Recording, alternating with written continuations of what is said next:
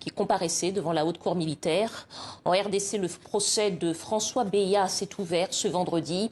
Il est accusé avec 5 autres d'avoir participé à un complot contre le chef de l'État. On écoute les précisions de Laure de Matos. 4 mois après son arrestation, François Beya est face au juge de la haute cour militaire. Sous une tente, au sein même de la prison de Makala, où il a été transféré début avril. Lors de cette première journée de procès, ses avocats et ceux de ses 5 co-accusés ont pris connaissance des charges retenues contre chacun de leurs clients. L'ex-conseiller sécurité du président Tshisekedi est poursuivi pour complot contre le chef de l'État.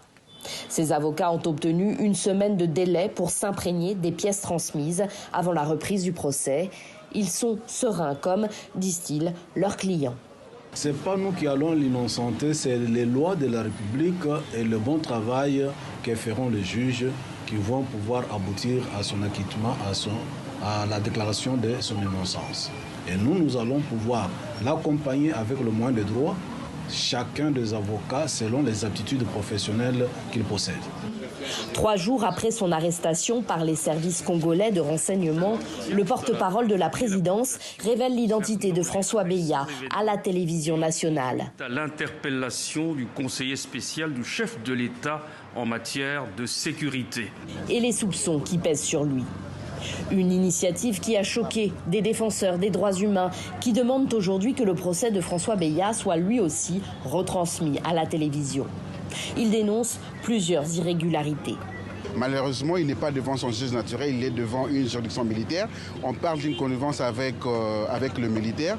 Bon, quand cela ne tienne, mais ce que le collectif demande, c'est que le procès soit équitable. Nous voulons que ce soit un procès de justice et non nous ramener à un procès politique tel que les choses se font aujourd'hui, se dessinent aujourd'hui. Le collectif Free François Beya affirme que l'accusé paye pour une enquête sur un conflit minier qu'il a mené et qui implique un conseiller privé du chef de l'État, Fortuna Bisselele, et l'ancien président de la commission électorale, Corneille Nangaa. La prochaine audience est prévue pour le 10 juin.